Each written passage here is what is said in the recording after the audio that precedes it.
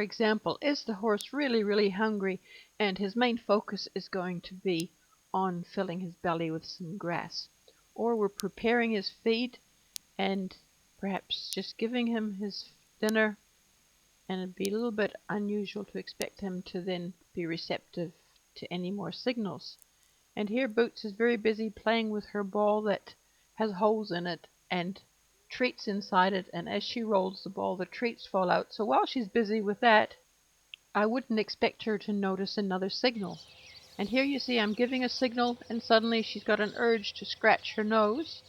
So I find it's best just to wait and let her get on with that. And here you can see we're doing something, but she's majorly distracted by something happening on the road, people, dogs, or vehicles. So I find it's good just to wait and let her come back in her own time.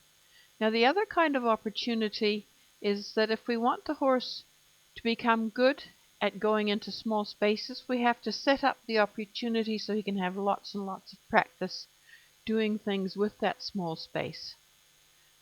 So eventually, if we want the horse to trail a load, we can start at this sort of a level and get them confident about putting their feet where we want them. And sometimes we just have to give them the time to work something out, time and the opportunity to get good at something that we'd like them to do in the future. Here Boots is building her confidence going through a closed tunnel. Body language signals. Whole body orientation, if we use it consistently, is a signal horses recognize readily. Here in leading position 1, Boots realizes that we're just walking from A to B, and she readily follows along behind.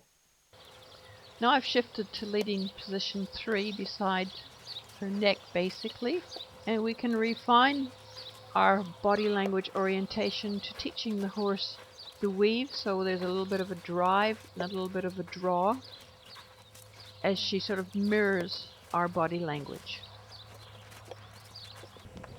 We can teach the weave without using obstacles, and you can see that Boots is pretty much tuned in, just the angle, the orientation of my body. She's reading my turn toward her as to move away and my turn away from her as to come around with me. And that was a pretty good job, so a click and a treat. Body language orientation can be developed further with the figure 8 pattern, and doing all these little activities on a regular basis, just a little bit at a time, is great for keeping the horse supple and connected. Once they understand the task, they usually willingly perform it. And finally, with a lot of thin slicing, we can do, which is probably the ultimate in body orientation, which is the S-bend at liberty. From leading position 1, we can draw the horse to us with body orientation, body language, and we can ask the horse to back away again, just with our body language and orientation. Now our last example is just using my body orientation to ask for the hind quarter yield, and then we morph that into a forequarter yield on her left side,